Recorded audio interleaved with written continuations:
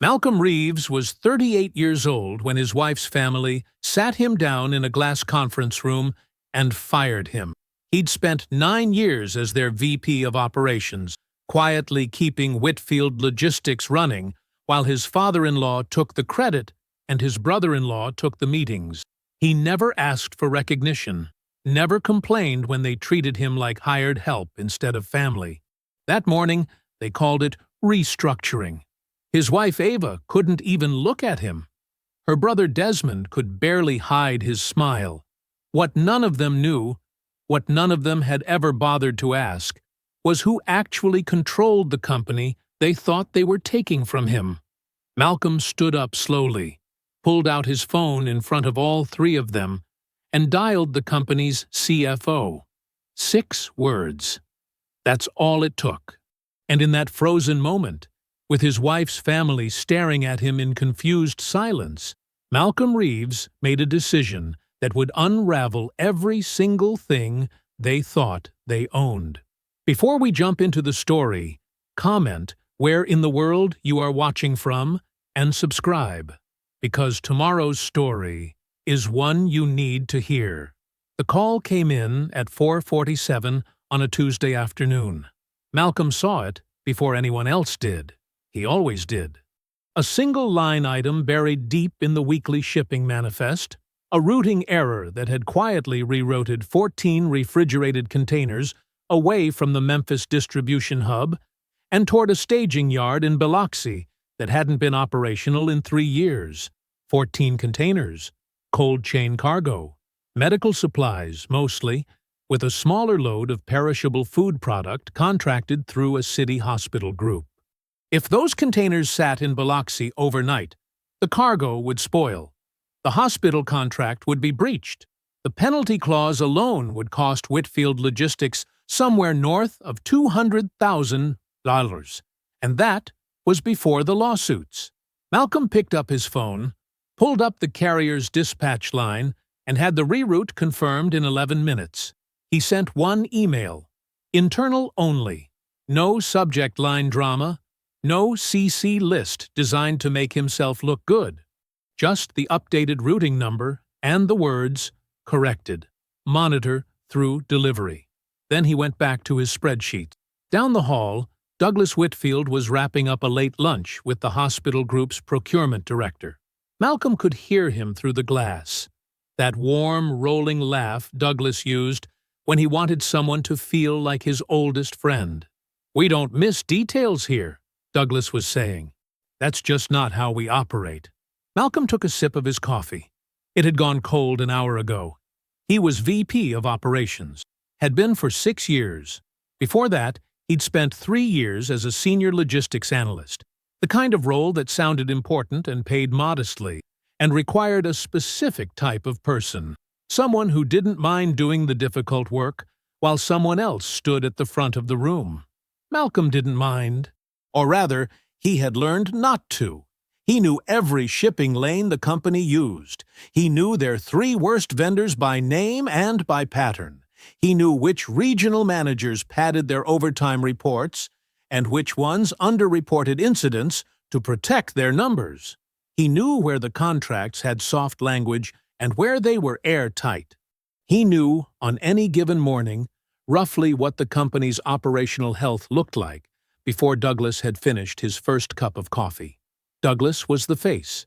Desmond, his son, and the company's president, was the voice. Malcolm was the foundation beneath both of them, solid, load-bearing, and largely invisible. That was fine. That was the arrangement. He packed up at 6:30, straightened his desk the way he always did, nothing left out, nothing disorganized, and drove home. Ava was on the phone when he walked in. She held up one finger without turning around, her voice low and clipped, facing the kitchen window. Malcolm set his bag down, loosened his tie, and opened the refrigerator. He had made a reservation, small Italian place they'd gone to on their second date 9 years ago. He'd reminded her about it Sunday. She'd smiled and said she remembered. He already knew, from the way she was standing, that they weren't going. "I know. I'll have it to you by 9, she was saying. Just send me the updated deck." She ended the call and turned around. Her smile was quick, practiced. "That was Adrian," she said. "The Sandoval restructuring review is due Thursday, and we're still waiting on his revised numbers." "I'm so sorry, Mal. Can we do the dinner this weekend instead?" "Sure," he said. He didn't make a scene. He never made scenes. He put the bottle of wine he'd picked up back in the cabinet and heated up leftovers while Ava took her laptop to the bedroom. The laptop she always left open on the kitchen table was closed when he walked past later. Locked. The small light on the hinge pulsing steady and slow, like a heartbeat. He noticed it. He didn't say anything. Later, lying in the dark, listening to Ava's breathing even out beside him, Malcolm ran through the week.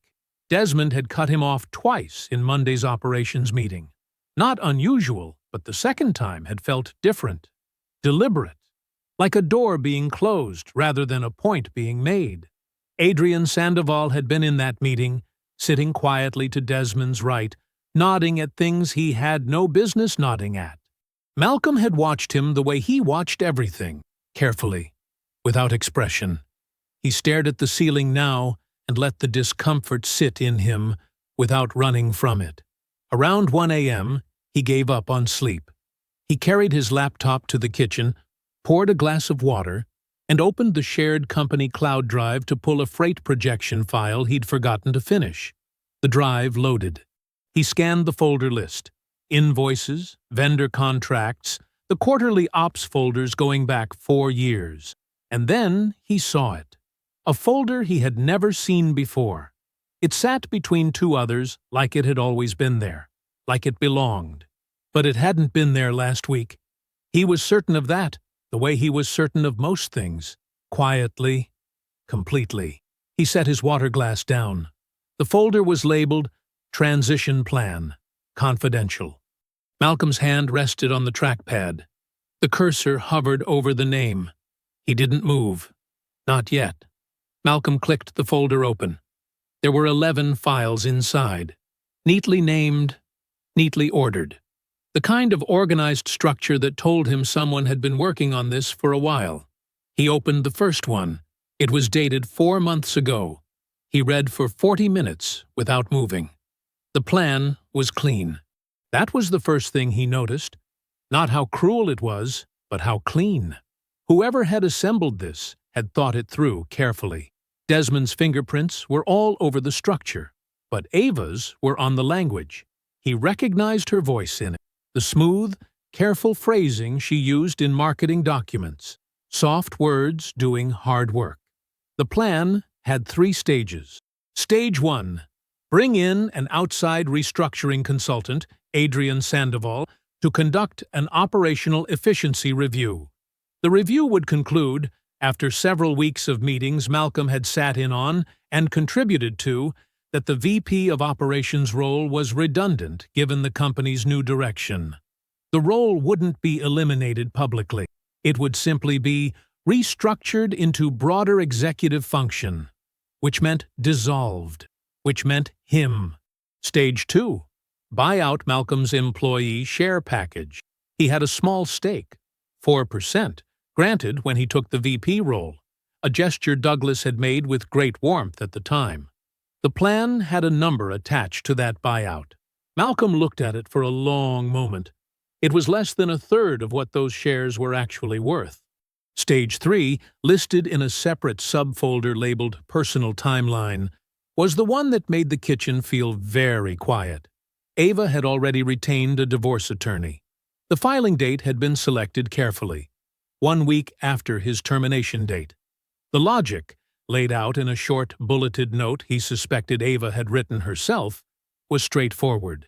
Separation of employment and domestic circumstances avoids appearance of coordination.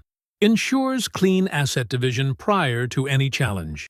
Clean asset division. He sat back in his chair. He thought about Sunday. How she'd smiled when he mentioned the anniversary dinner.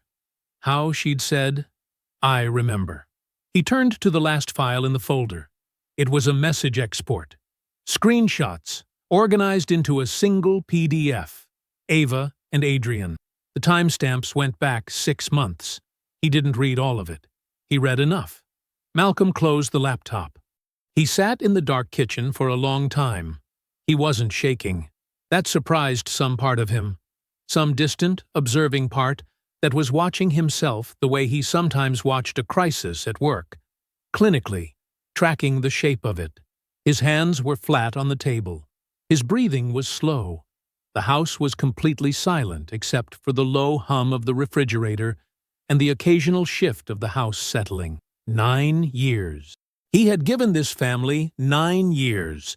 He had shown up early and stayed late and kept his mouth shut and fixed their problems before they knew the problems existed. He had sat across from Douglas at Christmas and called the man his family and meant it, or tried to.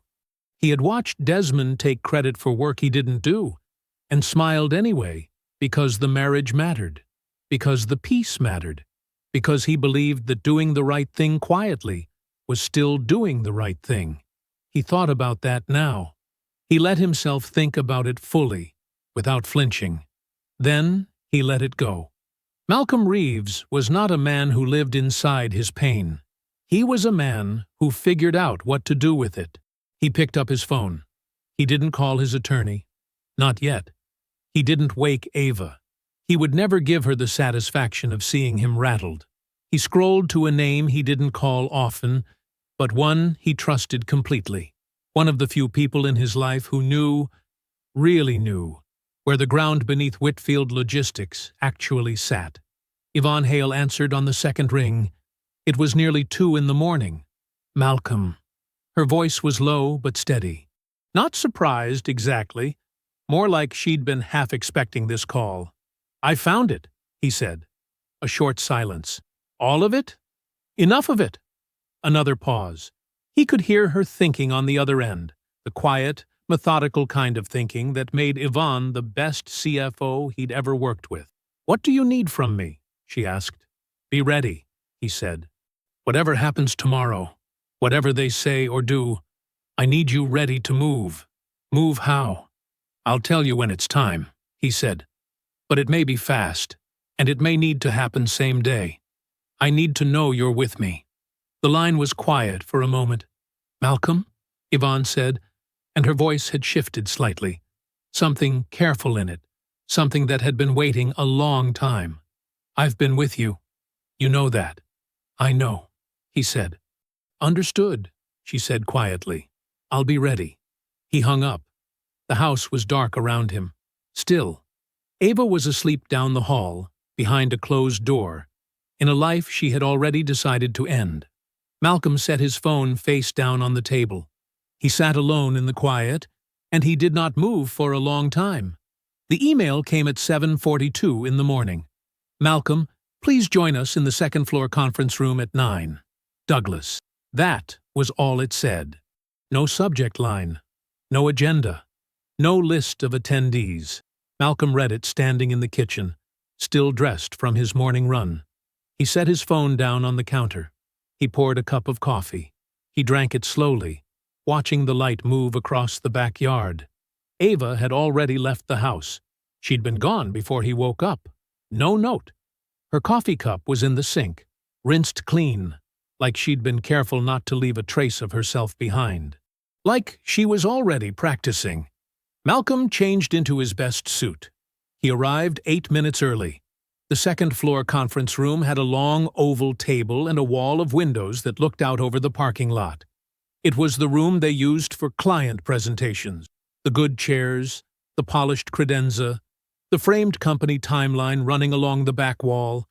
Douglas had always liked that room. It made things feel official. They were already seated when Malcolm walked in. Douglas sat at the head of the table, hands folded, wearing the expression he wore at difficult vendor meetings, grave but composed, a man performing reluctance. Desmond sat to his left, one arm draped over the back of his chair, ankle crossed over his knee. Comfortable. Too comfortable. Ava sat to Douglas's right, a yellow legal pad in front of her that she didn't need. Her eyes dropped to it the moment Malcolm entered. Adrian Sandoval sat at the far end of the table, slightly apart from the others, a leather portfolio open in front of him. He gave Malcolm a small, professional nod, the kind that said nothing personal while meaning the opposite. Malcolm sat down across from them. He did not look at the folder in front of Desmond. He already knew what was in it. Douglas cleared his throat. "Malcolm, thank you for coming in." Malcolm said nothing. He waited. "I want you to know," Douglas began, leaning forward slightly, "that this conversation comes from a place of respect, genuine respect, for everything you've contributed over the years." Desmond's mouth twitched, almost a smile. "We've completed Adrian's operational review," Douglas continued, "and after careful consideration at the board level, we've made the decision to restructure the VP of Operations role. The position will be absorbed into broader executive function going forward." He paused. "Effective immediately. We're releasing you from your contract." He slid a single envelope across the table. Malcolm didn't touch it.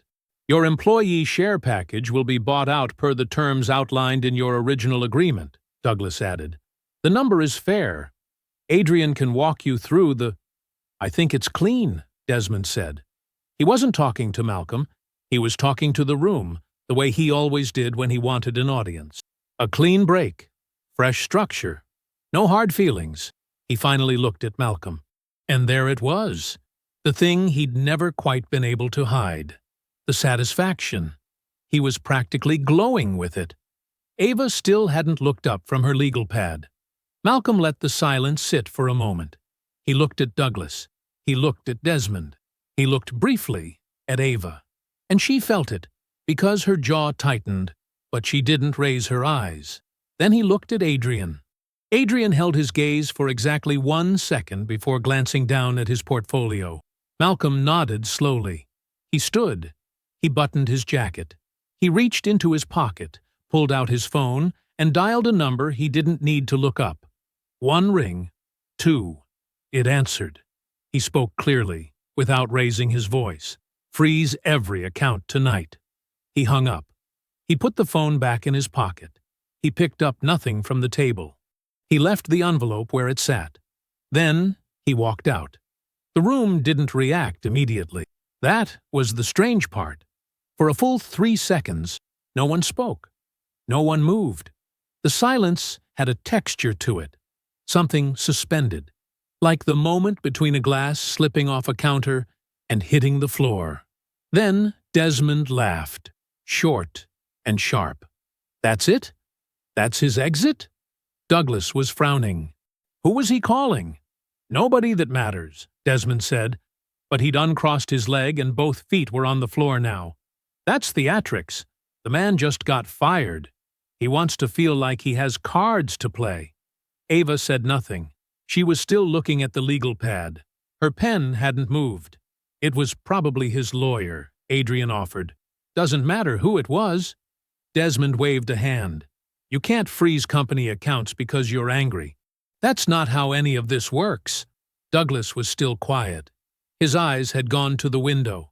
Malcolm crossed the parking lot in the cool morning air. His pace was even. His face was still. Behind him, through the glass of the second-floor windows, he could see them. Douglas standing now, Desmond talking, Ava motionless in her chair, watching him. He reached his car, unlocked it, and sat down behind the wheel. He didn't drive away immediately. He just sat there for a moment, hands resting on the steering wheel, looking straight ahead at nothing in particular. His phone was quiet in his pocket. By morning, it wouldn't be. The morning passed quietly. That was the thing nobody understood until later, how quiet it was, how normal everything looked from the outside. Emails went out. Phones rang. The copy machine on the 3rd floor jammed twice, same as always. People ate lunch at their desks. The parking lot filled and stayed full. It wasn't until a little after 2 o'clock that the first crack appeared. Sandra, from Accounts Payable, knocked on Desmond's open door with a look on her face that he didn't like. "The payroll transfers didn't go through," she said. The system flagged them as rejected. Desmond looked up from his laptop. "Flagged how?" "Blocked at the account level." She held up a printed error report. All of them. He stared at her for a moment.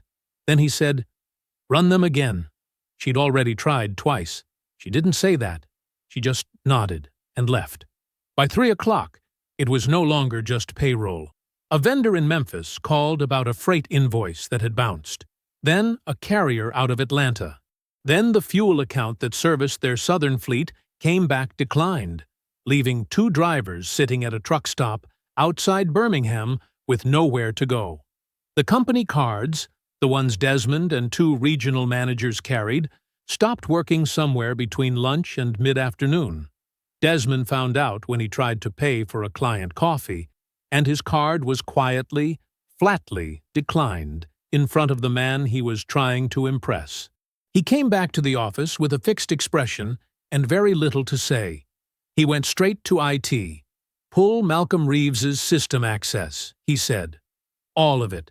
I want him locked out of every platform, every shared drive, every database we have.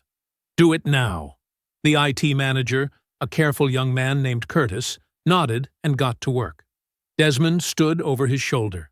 Curtis typed, searched, frowned at his screen. "What?" Desmond said. "I'm looking for his access credentials." Curtis scrolled slowly. "He's in the employee directory. He's got a company email. But the account controls—" He stopped. He opened another window, then another. "Curtis? He's not in this system," Curtis said carefully. "Not at the level you're describing." "What does that mean?" "It means whatever access he has—" Curtis paused, choosing his words. "It's not housed in the platform I control. I can disable his email, I can lock his building badge, but whatever he used to do what he did to the accounts—" He turned in his chair and looked up at Desmond. "That's above my level, sir.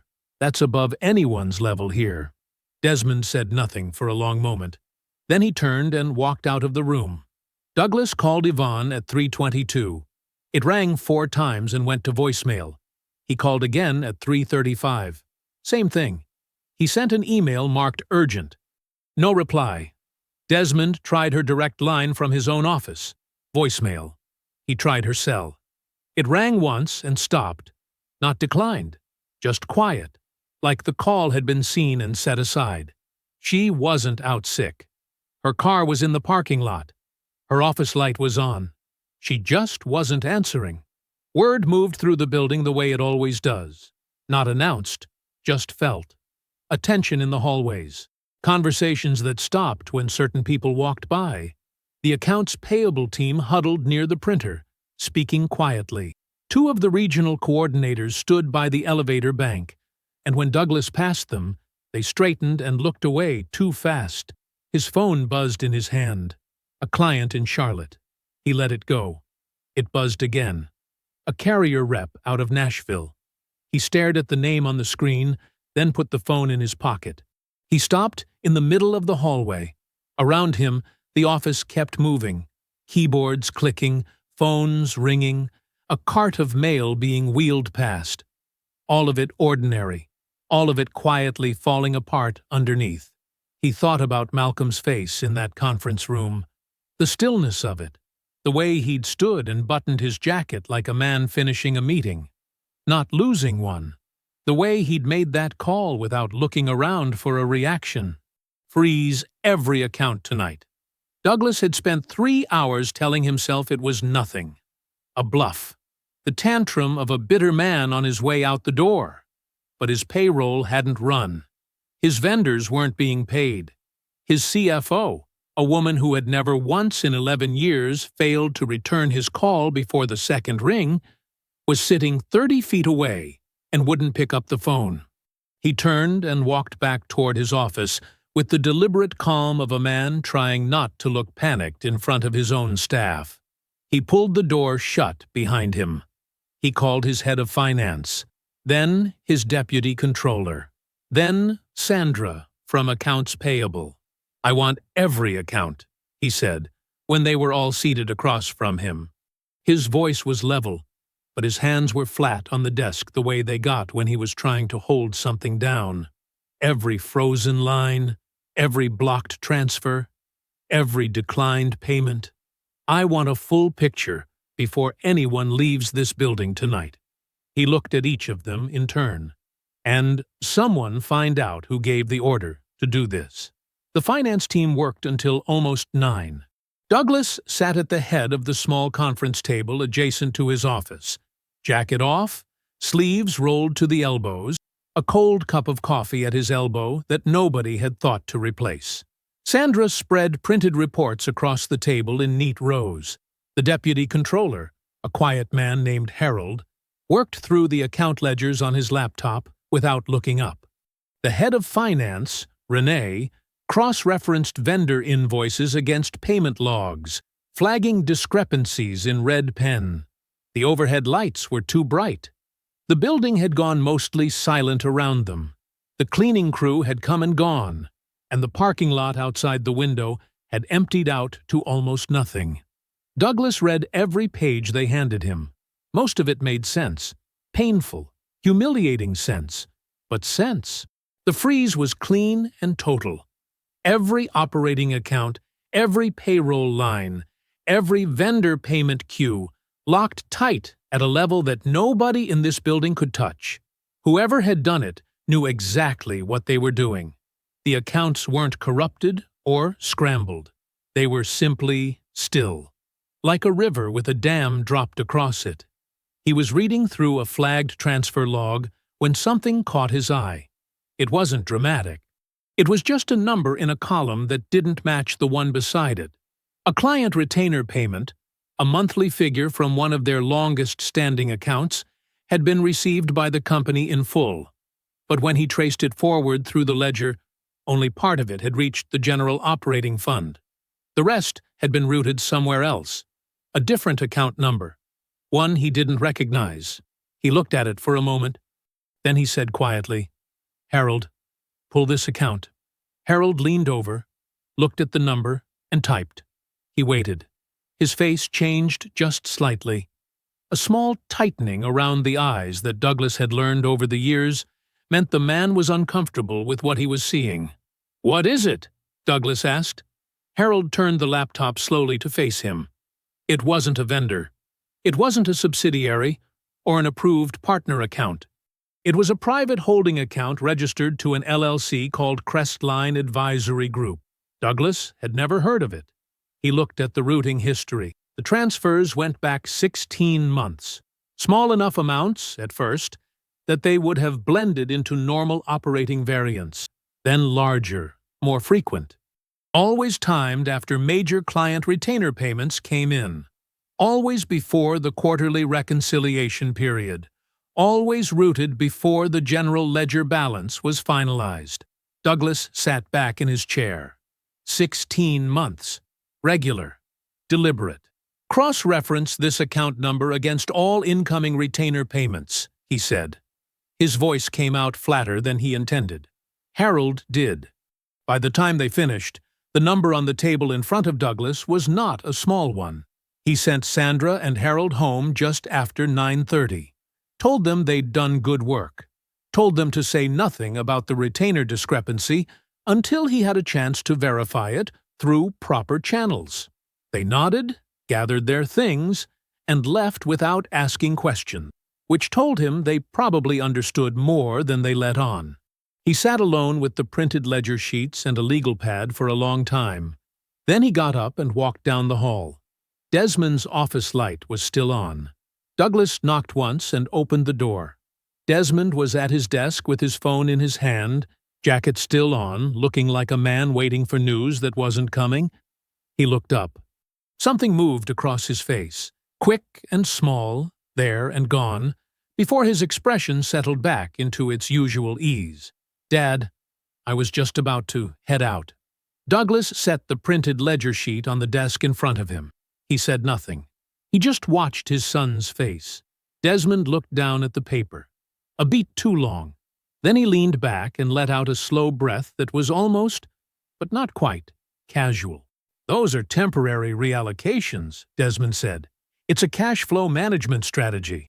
I was going to brief the board once the new quarter—" 16 months, Douglas said. Desmond opened his mouth, closed it. "A strategy," Douglas said. 16 months of transferring client retainers into an account I've never seen, that isn't in any filing I've ever signed, and you were going to brief the board. He paused. When, exactly? It's more complicated than it looks on paper. Then explain it to me. Desmond looked at him steadily. Dad, this isn't the right time. Everything is all ready. Don't. Douglas's voice dropped. Low. Final. Don't tell me about the right time. The room went quiet. Desmond said nothing else. There was nothing left to say that would sound like an explanation. Douglas could see that. He could see his son sitting there behind the desk, and what he felt in his chest wasn't anger yet. It was something colder and heavier and much harder to put down. He picked the paper back up. He walked out without another word. Back in his own office, Douglas opened his desk drawer. He put the printed ledger sheets inside, the retainer logs, the account trace, the transfer history going back 16 months. He pressed them flat. He closed the drawer. He locked it with the small key he kept on his personal ring. He sat down in his chair and put his face in his hands. Douglas arrived at the law offices of Hetter and Crane at 8:15, before the receptionist had finished making coffee. Gerald Crane was 71 years old and had been the Whitfield family's attorney for longer than Desmond and Ava had been alive. He wore the same style of reading glasses he'd worn for 30 years, and he had a way of listening that made you feel like he was already 3 pages ahead of whatever you were saying. Douglas sat across from him and laid out everything. The freeze, the locked accounts, the failed payroll, the name Malcolm had said on his way out the door. Gerald listened without interrupting. When Douglas finished, Gerald took off his glasses, cleaned them slowly with a small cloth from his breast pocket, and put them back on. "And you need to challenge the freeze," Gerald said. "I need to reverse it," Douglas said. "Today, if possible. We have vendors threatening to pull contracts. Payroll is late. I have employees calling HR." Gerald nodded once. He turned to his computer, typed, waited, typed again. The office was very quiet. Outside the window, morning traffic moved slowly through the downtown streets. Then Gerald stopped typing. He looked at his screen for a moment longer than felt comfortable. Then he turned back to Douglas with an expression Douglas had only seen on the man's face once before, at a closing table years ago, when a deal had quietly fallen apart and nobody had caught it in time. "Douglas," Gerald said carefully, "when did you last have someone review your controlling ownership documents?" "They haven't changed," Douglas said. "I hold the majority." "You hold 41% of the common shares," Gerald said. "You always have. That's unchanged." He paused. "But the controlling interest in Whitfield Logistics isn't held by you. It's held by a registered holding entity." He turned the monitor slightly so Douglas could read the screen. 2 words. Ashgrove Capital. Douglas stared at them. "I've never heard of that name in my life," he said.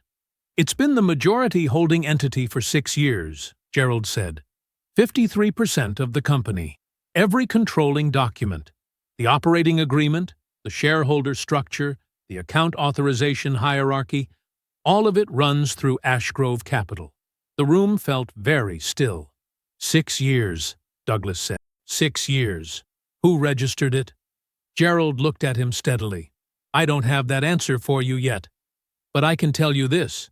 Nothing in those frozen accounts gets unfrozen without Ashgrove Capital's cooperation. Legally, I can't challenge the freeze, because whoever controls Ashgrove Capital has the authority to issue it." He folded his hands on the desk. "Douglas, I need you to find out who this entity belongs to before we take another step. Because right now, whoever holds Ashgrove Capital owns your company, not you." Douglas drove back to the office in silence.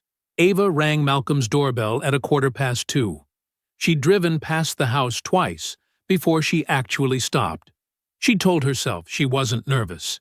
She'd told herself she just needed 5 minutes, that Malcolm was reasonable, that she knew him, that if she could just get in front of him and speak plainly, he'd listen.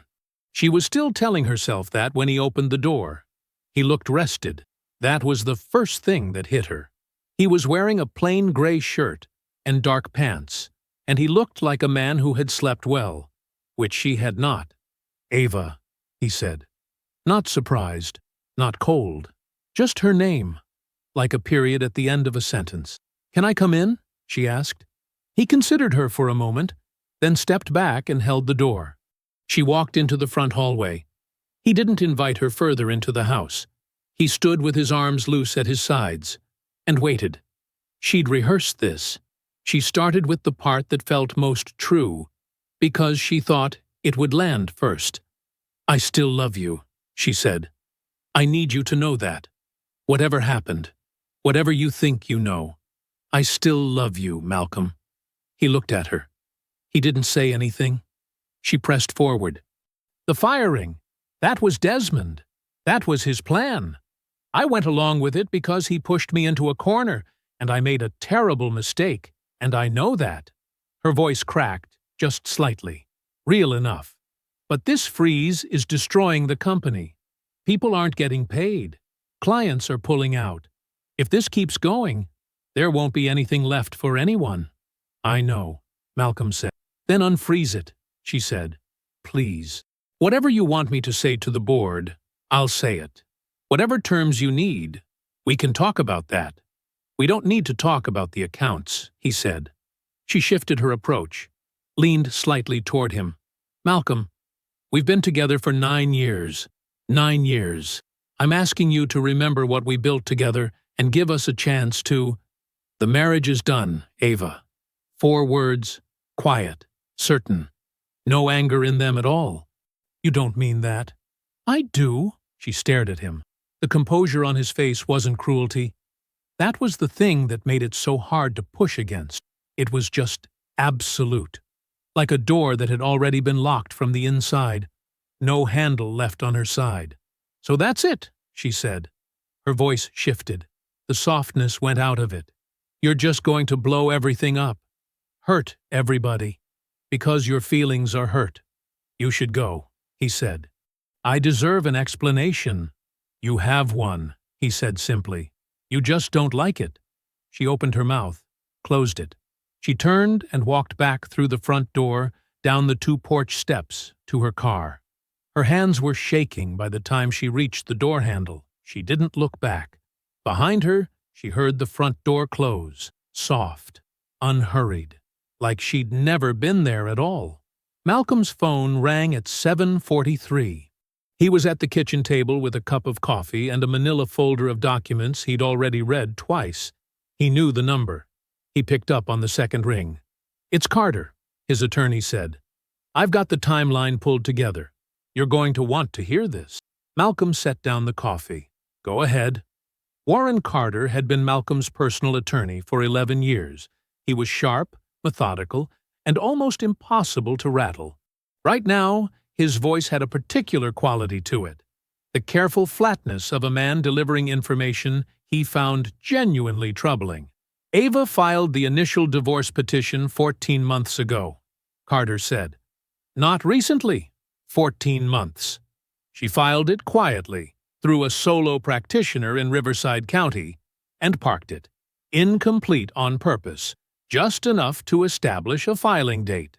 Malcolm was quiet. "The equity buyout scheme followed about 6 weeks later," Carter continued. "Her fingerprints are all over the early drafting of it.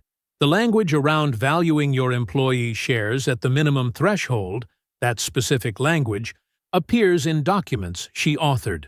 A pause. "Malcolm, this started long before Desmond's embezzlement. She was building the exit before the family even knew they needed one." "And the planning documents?" Malcolm asked. "That's where Sandoval comes in." Carter's voice tightened slightly. "The internal transition timeline they used to justify the restructuring, the one they presented at the termination meeting as months of considered business planning? It was backdated. The original file metadata shows it was created 8 weeks ago, but the document header claims it was drafted 18 months back." He stopped. "Sandoval prepared the altered version. He's named in the file properties. He either didn't know to scrub the metadata, or he didn't think anyone would look. Malcolm picked up his coffee, set it back down without drinking. He helped her make the affair look like a business decision, Malcolm said. That's exactly what he did, Carter said. She needed cover. If the firing looked like a long-term strategic plan, it couldn't look like what it actually was. A way to clear you out before you found out about them. Sandoval gave her that cover. Knowingly. The kitchen was very quiet. Outside, the neighborhood had gone still with the early dark of evening. All right, Malcolm said. There's more when you're ready for it, Carter said. But I wanted you to have that peace tonight. I'll call you tomorrow, Malcolm said. He hung up and sat for a moment with the phone face down on the table. 14 months. While she'd smiled across dinner tables and attended company events at his side and called him from hotel lobbies on business trips, she had been building a legal structure designed to leave him with nothing. He'd been filling in the quiet spaces of the marriage with patience, and she'd been filling hers with paperwork. He breathed in slowly, let it out. He picked up his coffee and finished it. 40 minutes later, headlights swept across his front window. Malcolm didn't move from his chair. He heard a car door open and close. Not quickly, but not slowly either. The walk of a man doing something he'd decided to do before he could change his mind. The knock at the door came hard. 3 sharp raps. Malcolm got up and opened it. Douglas Whitfield stood on the porch in the same clothes he'd worn to the office that morning, which meant he hadn't been home. His tie was loosened at the collar. His hair, usually so carefully arranged, had been pushed back by a hand that had done it too many times today. He was holding a set of documents, folded once at the middle, and his grip on them was tight enough to wrinkle the paper. He looked older than he had 2 days ago. In his other hand, he was holding a single printed sheet, a business registration record. Malcolm could see the state seal at the top. For a moment, neither man spoke. Douglas held up the registration sheet. His hand was trembling slightly. Not with rage, Malcolm thought. With something closer to vertigo. Like a man who had looked down and found there was no floor beneath him. Wendell Briggs, Douglas said. His voice was rough. He's on the Regional Commerce Board. I had him pull the registration records for Ashgrove Capital an hour ago. He looked down at the paper, then back up at Malcolm. It goes straight to you. Majority signatory. 6 years running. His jaw moved. 6 years, Malcolm. Malcolm didn't answer. Douglas unfolded the documents in his other hand. The operating agreement. Malcolm's own signature, dark and even, at the bottom of the signature page. Douglas had clearly stared at that signature many times in the last hour, because his eyes went straight to it now. I built that company, Douglas said. His voice cracked on the last word. He steadied it. I built it from nothing. And you... He stopped. He looked directly at Malcolm. Is this real? He asked. Do you own my company? Malcolm held the old man's gaze. Yes, he said. The meeting notice went out at 7 in the morning. It was brief, formal.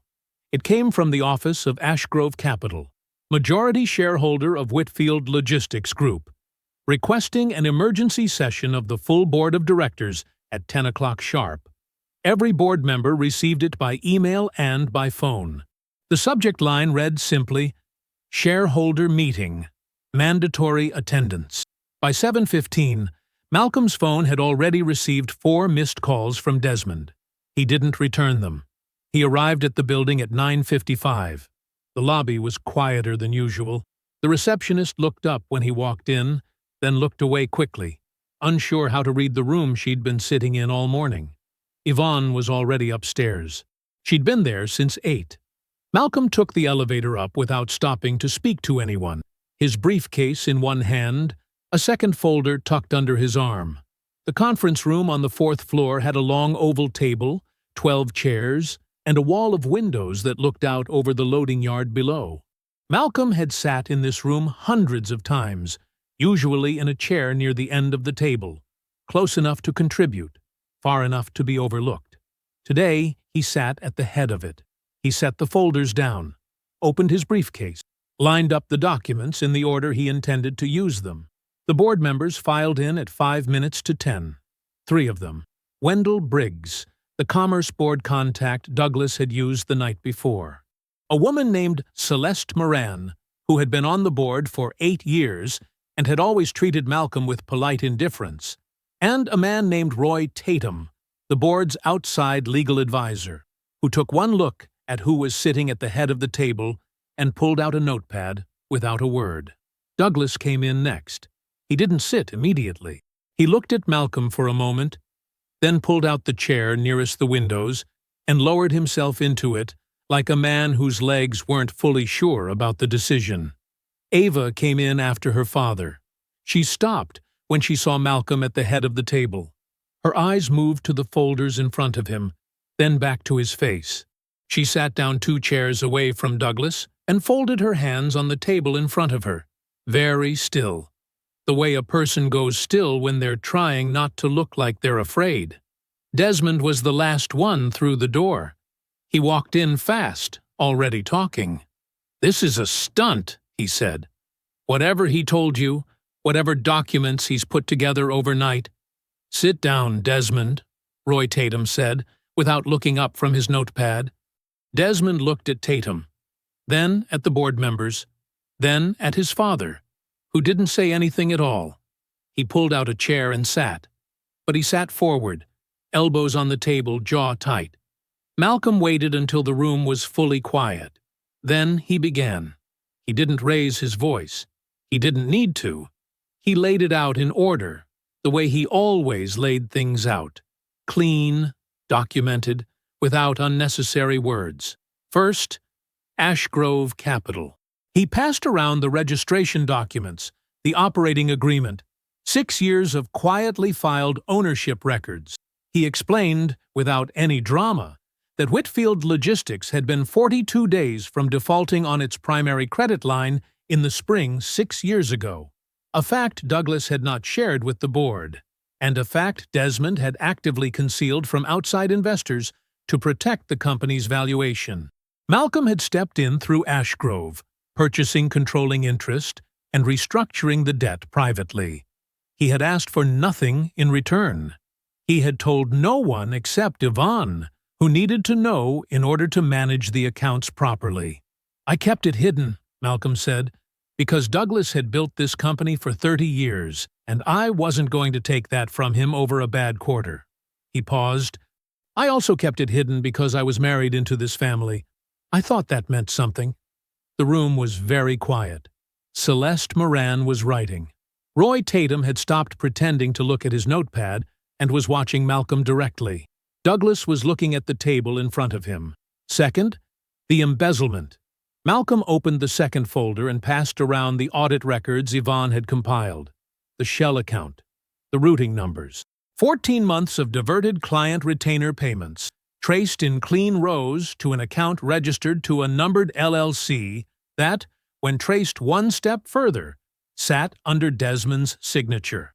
"The total is just under $400,000, Malcolm said. "Yvonne has the complete documentation." "Those are internal reallocations," Desmond said. His voice was still hard, but something under it had shifted.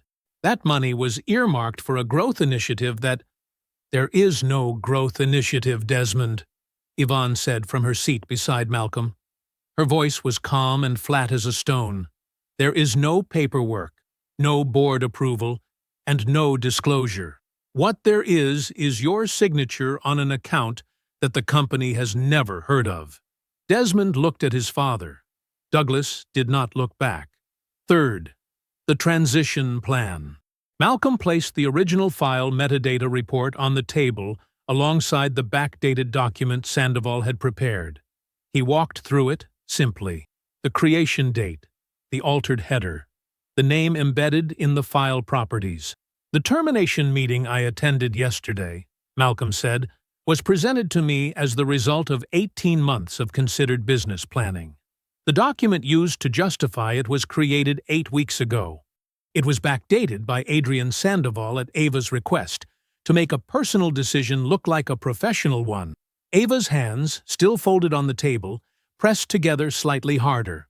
The divorce filing, Malcolm continued, was initiated 14 months ago, 6 weeks before the buyout language appeared in draft company documents.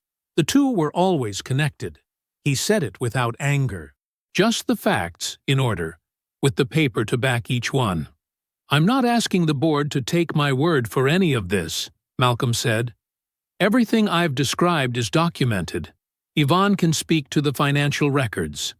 Roy has the legal filings. You can review all of it independently." He straightened the folders in front of him. "What I am asking the board to do today is vote." Roy Tatum called the vote. It was quick, and it wasn't close. The board voted unanimously to remove Desmond Whitfield from the position of president, effective immediately, and to terminate his employment for cause. Roy Tatum noted for the record that the embezzlement documentation would be formally referred to law enforcement for criminal investigation. A referral Malcolm had already signed before walking into the room. Douglas, when his turn came, said one word. "Yes." He said it quietly. He didn't look at Desmond when he said it. Desmond's chair scraped back hard against the floor. He stood up fast, color rising in his face, one hand pointing across the table. "You can't do this," he said. "This is my family's company. My father built it. You don't just walk in here and—" "The vote has been recorded," Tatum said. "I don't care about your vote. I don't care about his papers. This man married into this family, and now he thinks he can sit at the head of our table and—" "Desmond." Douglas's voice was low, tired. "Stop." Desmond looked at his father.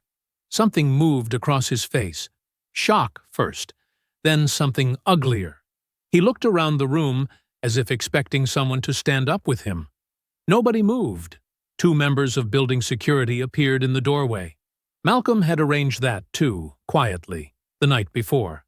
"Get your hands off me," Desmond said, before they'd even crossed the room. But they crossed it anyway, steady and professional. And Desmond's voice got louder as they reached him. "This isn't over. You'll hear from my attorneys. You don't know what you've started." Carrying out into the hall, growing thinner as the elevator doors opened and then closed. And then the conference room was silent again. The house felt different in the afternoon light. Malcolm had lived here for 7 years. He knew every sound it made. The low creak of the 3rd stair, the way the kitchen faucet hummed when the pressure dropped, the particular quiet of the back hallway after dark. He had always thought of it as a home. Now, it felt like a room he was passing through on the way to somewhere else. He sat at the kitchen table with 3 folders in front of him and a glass of water he hadn't touched. Ava arrived at 2 o'clock. Douglas came in behind her, slower, his hand barely grazing the door frame as he stepped inside, like he wasn't sure he had the right to anymore. There were no lawyers. Malcolm had offered that choice deliberately. He didn't need the theater of it. Ava sat down across from him. She was dressed carefully. Not formally, but carefully. The kind of outfit that says, "I'm still the same person you loved." Her hands went to the table the same way they had that morning in the boardroom. Still, controlled, working. Douglas took a chair at the far end of the table and said nothing. Ava started with guilt. "I know how this looks," she said. "I know you're angry." "I'm not angry," Malcolm said. She paused. That wasn't the response she'd prepared for. "I made mistakes," she continued. "Real ones. I'm not going to pretend I didn't. But 9 years, Malcolm. 9 years means something. You can't just—" "The prenup is valid," he said. He slid the first document across the table. "Your attorney has already reviewed it. Mine drafted it 6 years ago, the same week I finalized the Ashgrove purchase. Everything tied to that holding company, its assets, its ownership stake, its accounts, sits outside the marriage entirely. That was always true.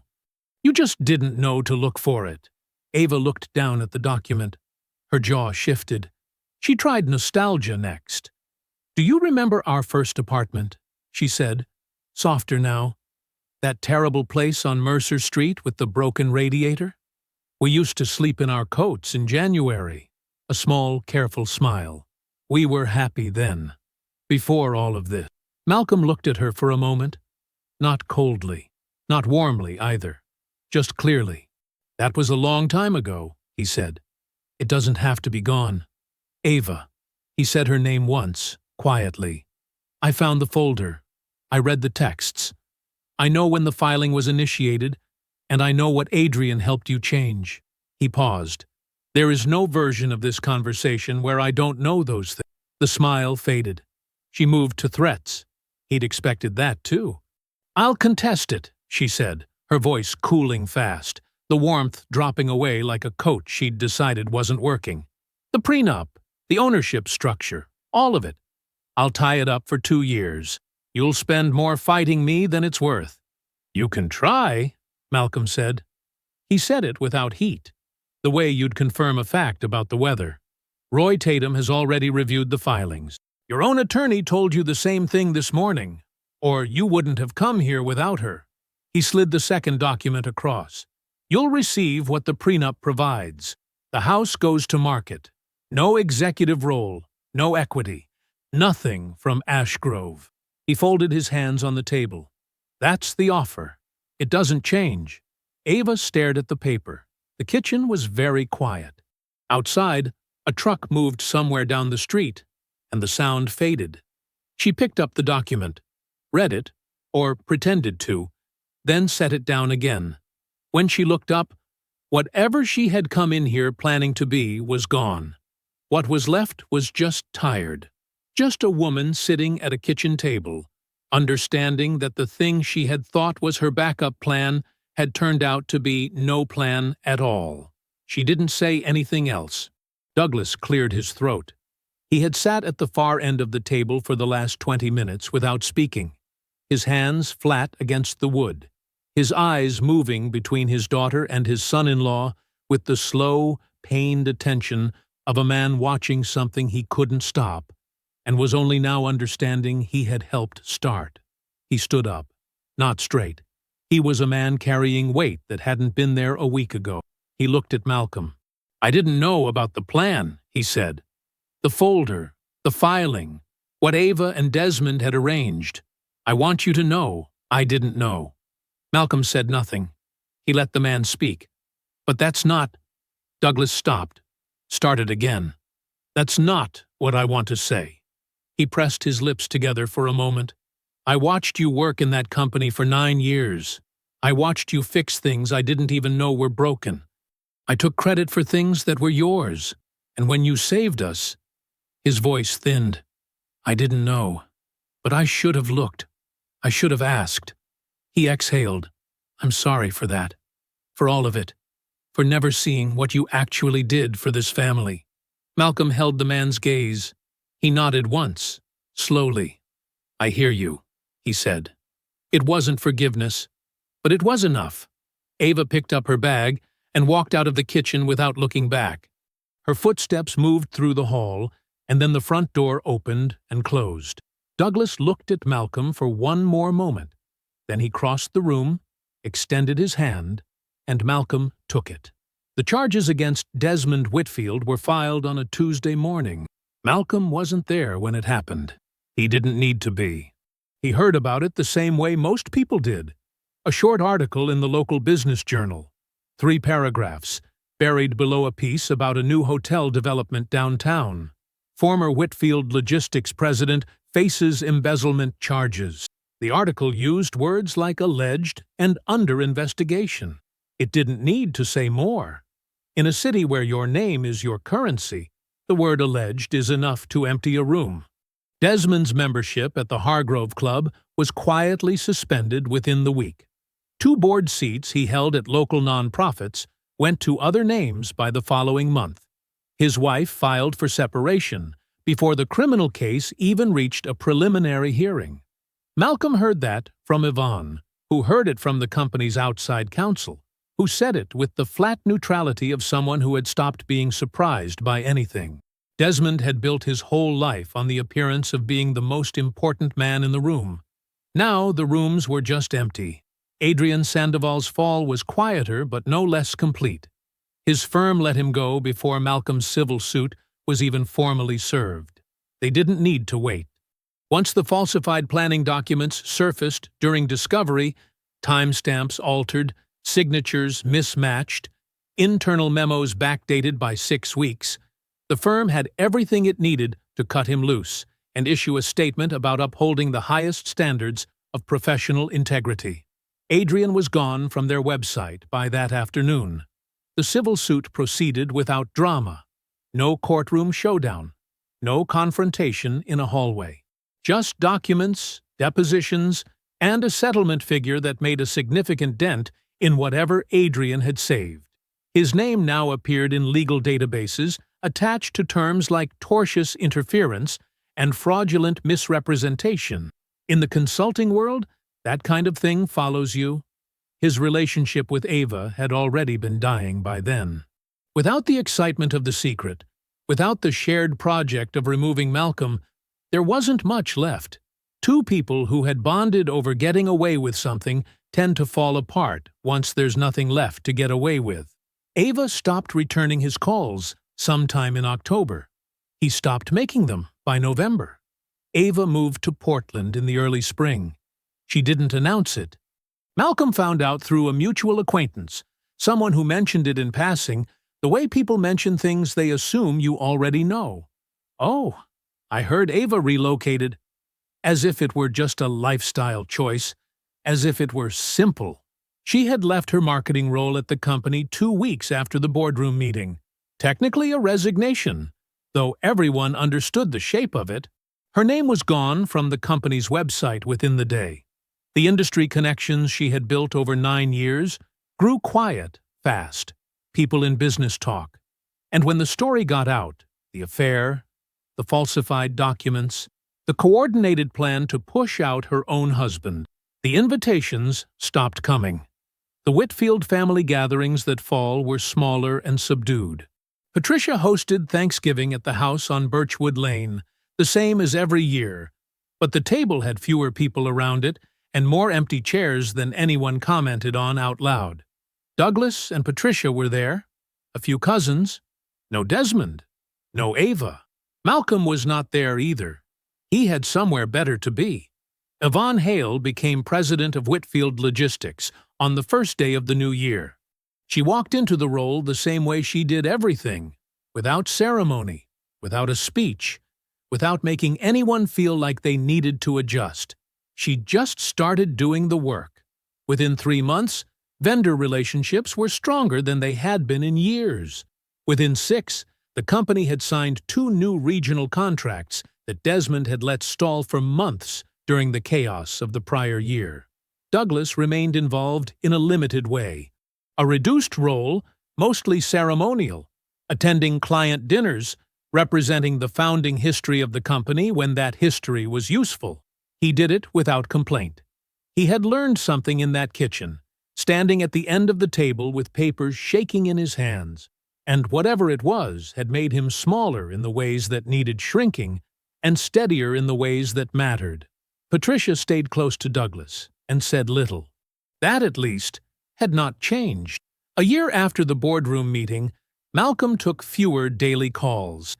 He was still involved, still consulted, still trusted, still the person Yvonne called when something needed thinking through from the beginning. But the urgent morning emails and the late-night shipping crises belonged to someone else now. That was how he had designed it, patient and deliberate, the same as everything else he had ever done. He was seeing someone. Her name was Renee. She was a structural engineer who asked questions because she was genuinely curious, laughed easily, and had no interest in his balance sheet.